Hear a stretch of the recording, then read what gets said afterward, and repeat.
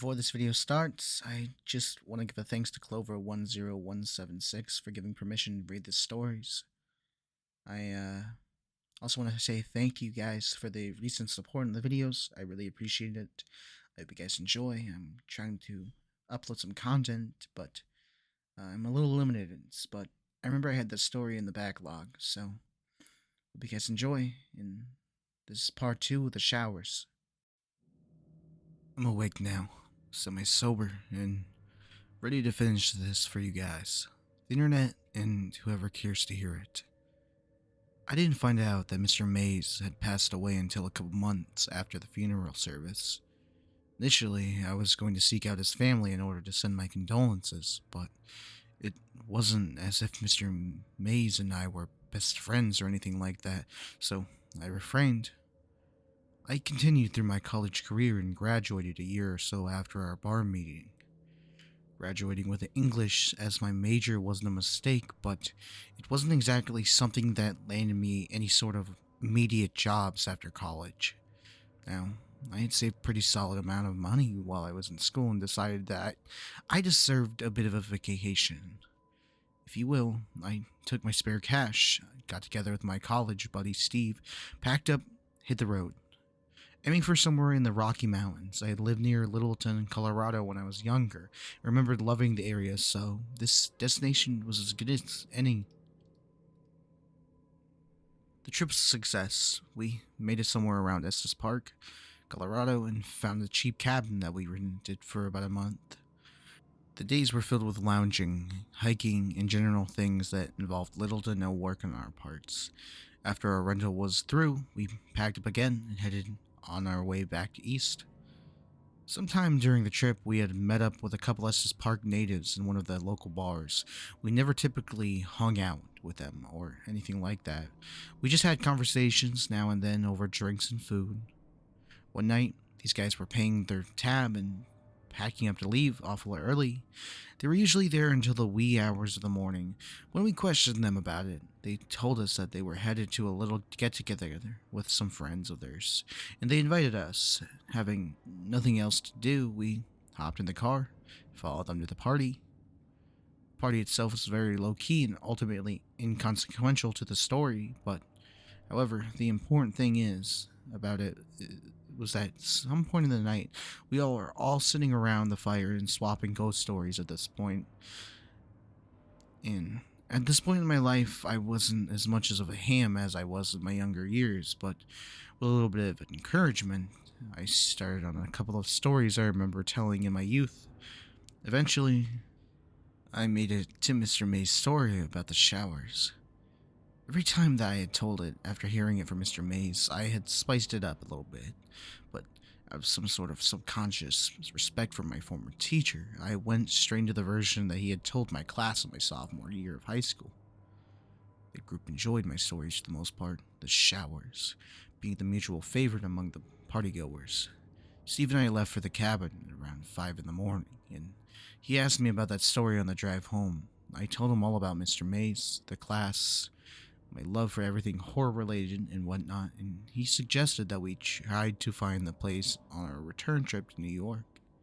Initially, I was reluctant, simply because I didn't feel like aimlessly wandering through Nebraska for days, looking for some old farm building that was probably demolished at this point.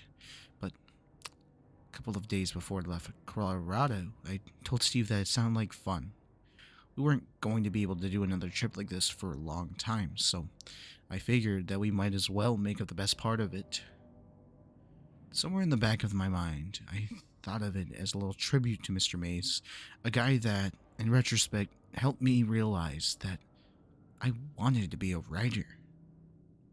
Anyways, we left Colorado and made the long, boring, and barren drive to Broken Bow, Nebraska, or Hell on Earth, as Mr. Mays had put it. We found a motel in the town and hung around for a couple of days, venturing out 100 miles or so in any given direction. Each day after that, I had remembered Mr. Mays telling us that it was somewhere outside of the Broken Bow, but I don't think he got any more specific than that. He had tried to asking the town folks if they had any information about the showers, but We were usually met with blank stares or eye rolling when we told them what exactly this place was. The only person who seemed to know anything about it was an older lady that worked at a gas station on the outskirts of town. I don't recall her name, but this woman's just one of those cheerful old people, very helpful and generally interested in what anyone had to say to her. Steve had started talking to her at a checkout, and she asked about our license plate, commenting about the fact that we were very far from home. We had nowhere in particular to be, so Steve and I ended up talking to this woman for about 15 minutes, at which point we brought up the hunt for the place known as the Showers. Initially, the name didn't ring any bells with the woman, which made sense seeing as Mr. Mays had just given it the name after the experience there, but when I began to describe the details that I remembered from the story, the friendly old woman interrupted me. Her tone was not scornful or mean in any way, but she became very terse and deliberate with her words from that point. People don't deal with anything relating to that sort of business around here anymore, she told us. That was a long time ago. Following her statement, she attempted to be cheerful again, excusing herself to the restroom and wishing us the best on our return trip to New York. Steve and I returned to the car without a word. Both of us were thinking about what the lady had said. Again, she didn't seem to be angry at all. She just didn't want to hear another word about it. We were driving back to the hotel before Steve said something. I mean, if I had lived in a place associated with an urban legend or something like that, I would totally mess with anyone who asked about it. He said, I mean, eventually you just get tired of people asking about it, so you just try to scare them to get them to shut up, wouldn't you? I agreed with Steve and kept driving, but the whole experience wasn't sitting right with me. If this was some sort of well-known legend in the area, why did no one else in town seem to know anything about it? But I managed to shrug it off. Mind you, neither of us was scared of hiding the Showers. This little excursion on our road trip was more like a scavenger hunt, a cap off to the overall relaxing vacation. Steve and I were basically like tourists hunting for the site at which a famous movie was filmed or something like that. We went into the whole situation with little to no expectation and a fleeting hope that we would be able to find this place. We spent another day in the Broken Bow before we took our next trip out to try to find the Showers. Nebraska isn't as terrible of a place as people make it out to be, but it really isn't all that exciting. We found a bar and spent some time there, and that was just about the extent of our activity on our day off. When we did get back on the road, we decided that we would attempt to stay off the main roads for as much of the days as we could. I knew that there was no way that this place was going to be off the highway, and I remembered some details about a dirt road in Mr. Mays' story. So, we went looking for those. This was a fairly futile effort. Most of Nebraska is dirt roads. It was 7 in the evening when we came upon a small but thick forest. I use the term lightly, but for Nebraska, this place was like an oasis. The trees were full and thick, shrouding most of its inside in darkness. The sun was setting, and even though we had run into a few of those random crops of trees, we agreed that this is one that showed more promise than any of the others. There wasn't really a road, but there looked to be a path where a dirt road might be and might have been at some point, so we drove that along. If the car was able to handle the Rocky Mountains, a dirt path in Nebraska would give us no trouble. We moved slowly and carefully along this trail, making sure to clear any fallen trees on the road or rocks that would render the car useless. When the sun finished setting, it was pretty dark in this place during the day, but when the night came, it was something else entirely. I had an inkling at this point that we had found the right place, but I didn't want to jinx it, so we continued onward. I didn't realize this at the time, but the little bits of light that managed to penetrate the canopy in this miniature forest actually did make it look like as if the tree's branches were trying to grab the car, just like Mr. Mays had mentioned in the story. I'm still convinced that he made up the part about the animal eyes, though. The most aggressive creatures we saw in the woods was a dead rabbit on the side of the trail. It didn't have any obvious signs of death. It just looked like it had simply lay down and never bothered to get back up. We drove around in the darkness for quite a while before we found a clearing. We had moved several smaller clusters of branches out of the way before right in front of our exit was a giant, dead monster of a tree. There was no way we were moving this one, so we got out and turned the bright headlights in hopes that it would illuminate the area in front of us. There was a feeling of excitement, mixed strangely with fear when I saw what was 50 feet beyond the clearing. There, lit partially by the headlight from the car and a little bit of light from the crescent moon, was what appeared to be an old barn house. This wasn't a typical farmhouse. It was larger than the barns that had been in the films, and I didn't have a sort of crest. It basically looked like a small warehouse. I wasn't entirely sure at this point if this place was what we were looking for, but this was definitely the closest we had come. I moved through the brush until I was roughly 20 feet from the entrance, at which the point all the growth seemed to stop. I don't know if the owners had done something to the soil, but the whole structure had a border around it, and that was clear of sort of any plant life. I approached the entrance of the building, a large sliding door, as Steve came up behind me with 2 flashlights in hand. "So, you were just gonna go run off into that place in the dark?" He laughed. I gave a half-hearted chuckle and grabbed one of the lights from his hands. Now, mine was little, but a pretty bright flashlight. It was the kind the hikers would most likely fasten to their backpacks, just in case they were stranded at night. It worked well enough. I grabbed the metal door with both hands, holding the flashlight with my mouth, and gave it a tug. It moved slightly, creaking a little bit, but there was no way I was doing this by myself. Steve came up from behind, set his flashlight on the ground, grabbed the door, and said, 1, 2, 3. We pulled at the door with all that we could muster. Once we had managed to move it, it's a couple of inches, it must have latched back onto the track because it slid very easily, stopping hard with a loud and echoing thud when it was completely open. Steve picked up his flashlight and walked behind me. I'd already moved inside.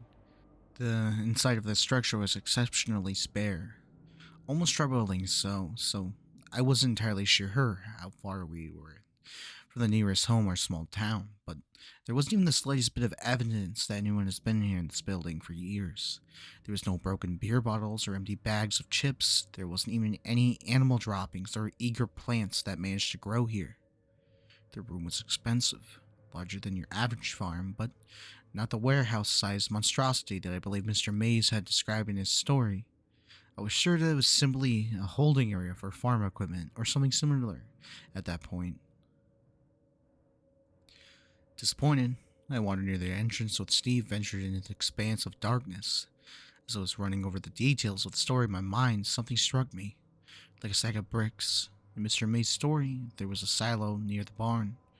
I ran outside, and my eyes adjusted easily because at the very least it was bright outside. I looked in all directions, running around the perimeter of this building. Surely, if there's ever a silo near this place, there would be some evidence of it somewhere. But despite my hopes, there was nothing but a cluster of thick bushes on the side, brush and dirt everywhere in the forest that come from. I walked back into the building, frustrated and tired. Steve was still excited, eagerly running around inside the building.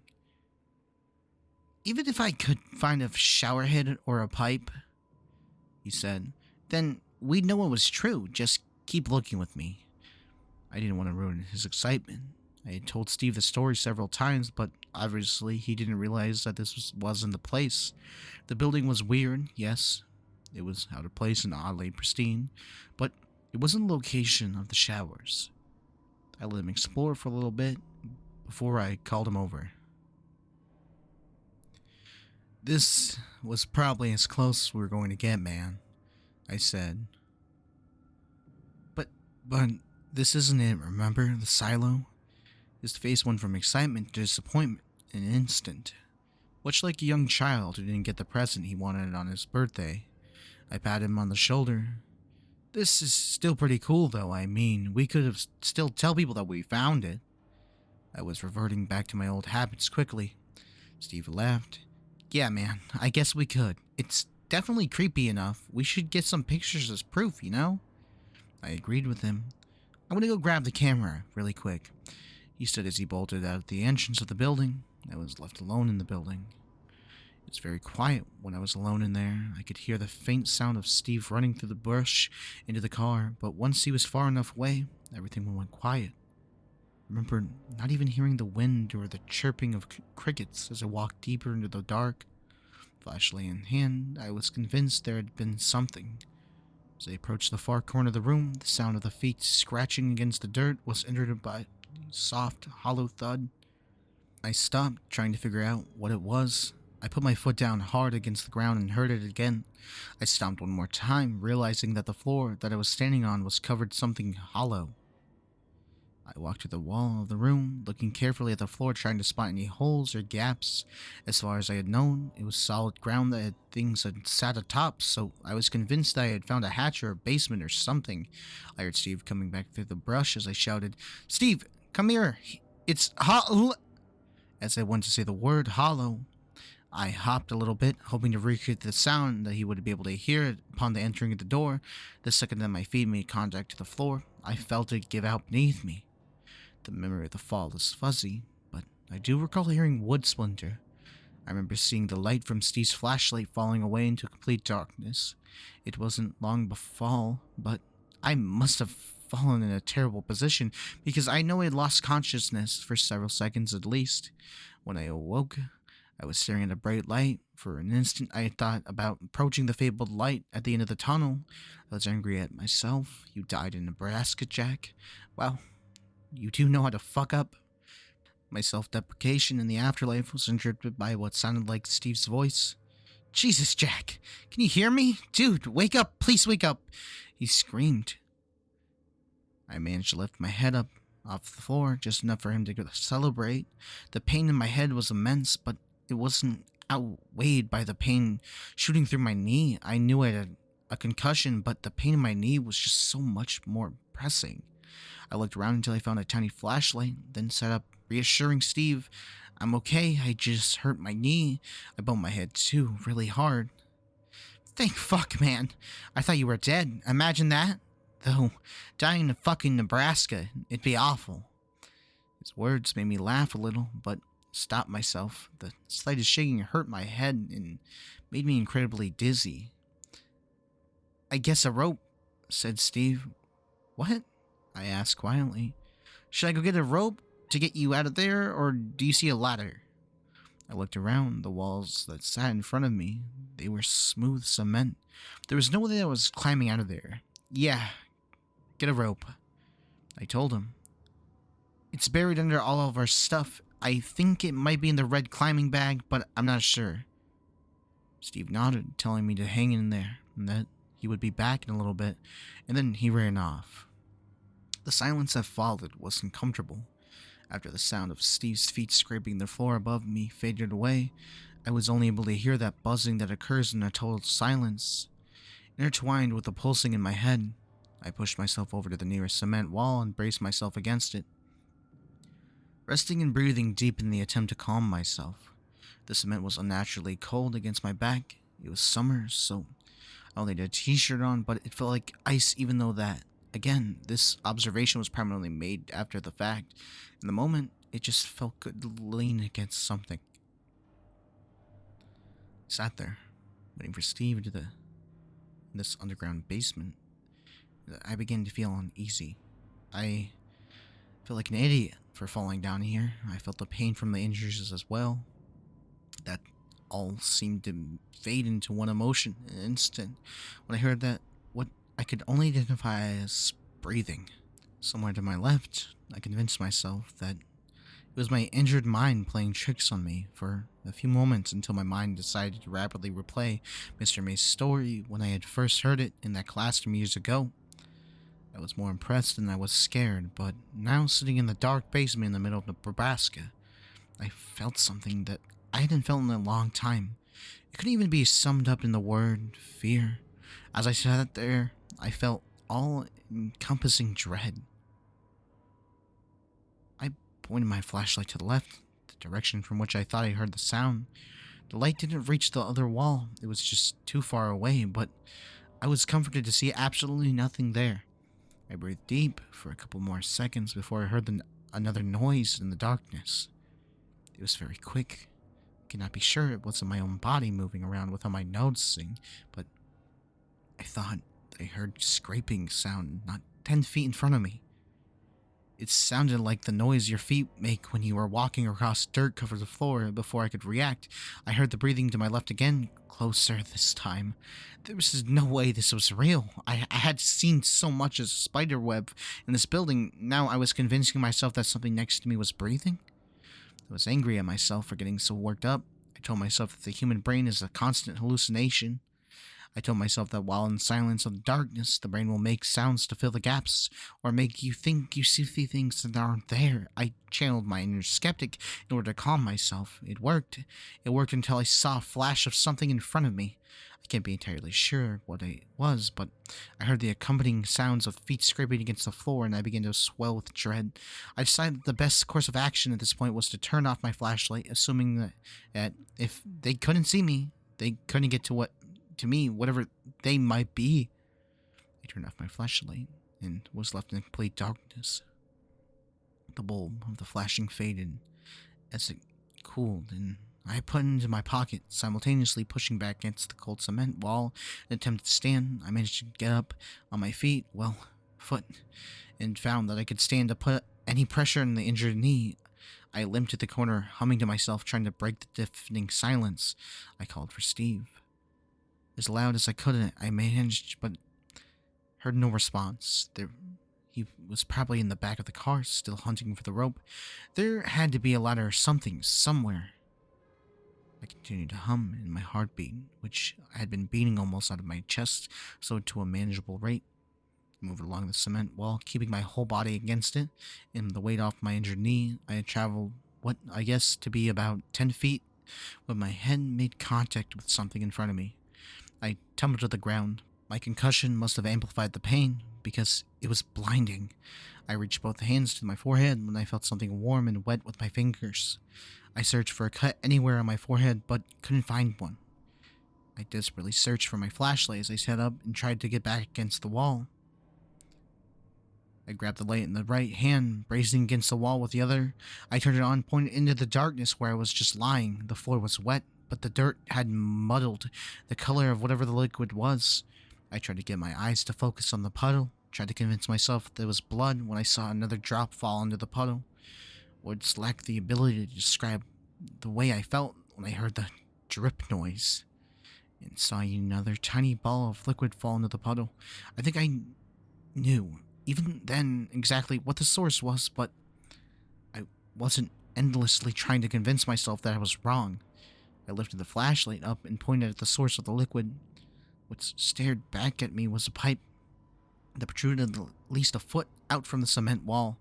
The metal was rusted and cracked. Little bits of liquid began to seep from them. At the end of the pipe was simply a shower head, aimed down towards the ground.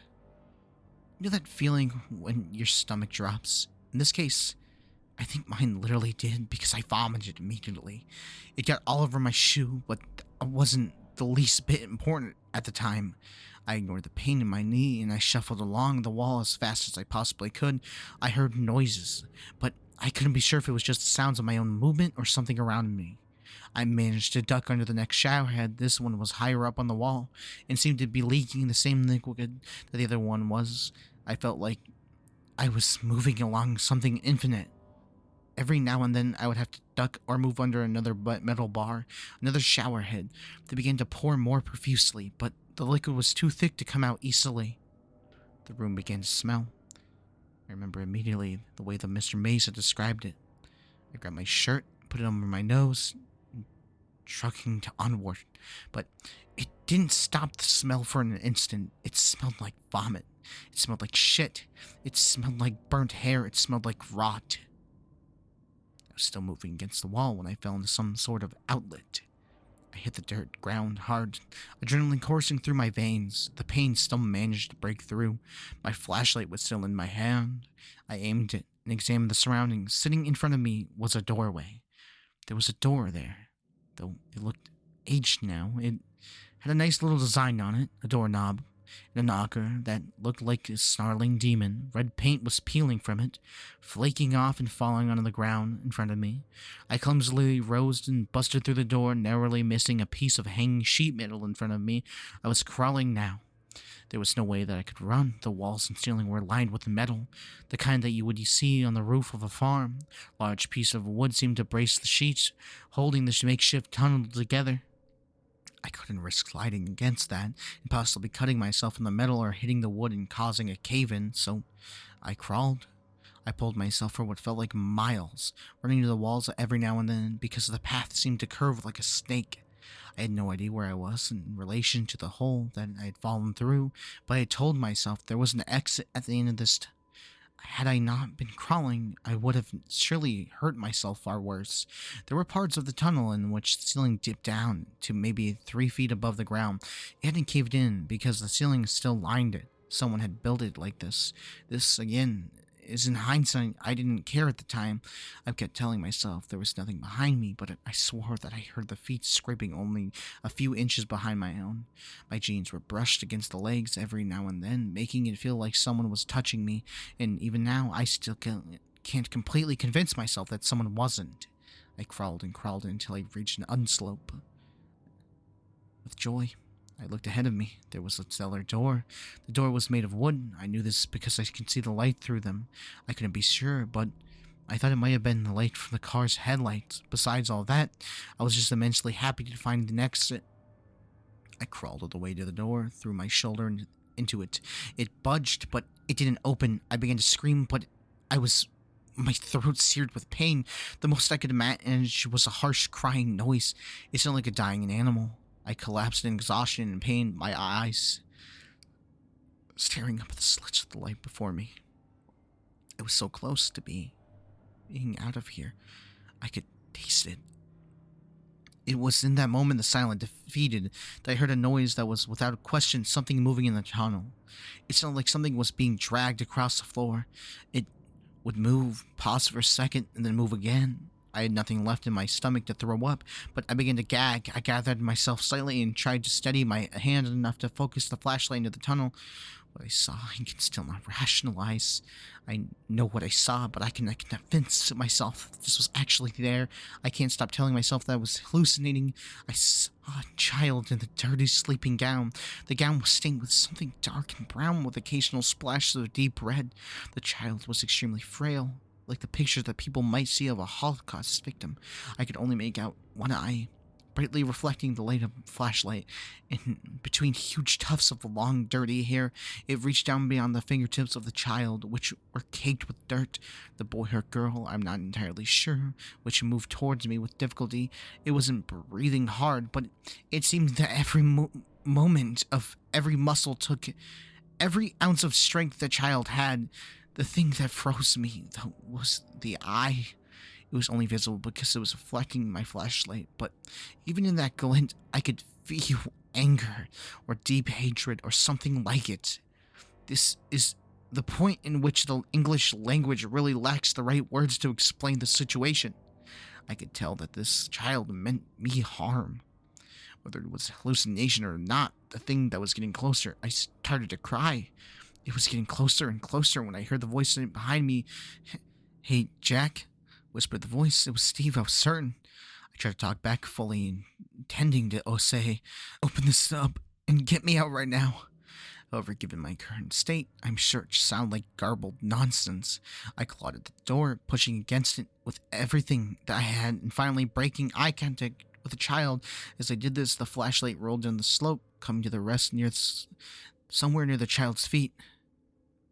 "What do you see?" the voice asked. "What are you talking about?" I closed my eyes. I remember hearing a reply along the lines of, "Just look at it. Tell me what you see." My own screams of frustration drowned it out. I was mumbling like a maniac when the voice told me calmly, "Rest for a second. I'll get it." The statement took a second to settle in, at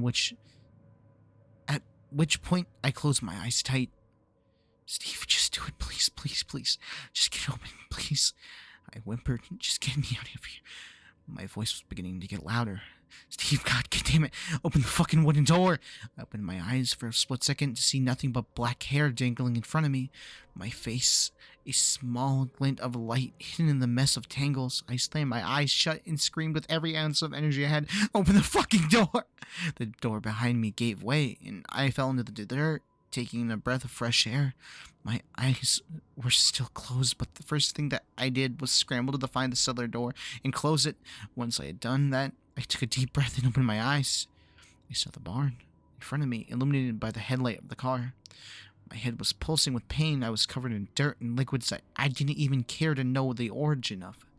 My knee was at the very least dislocated, but despite all of that, I was out of the tunnel. I took a deep breath, buried my head in my hands, and said, Steve, why didn't you just fucking open the door? I waited for the response, but none came. Steve, seriously, I began.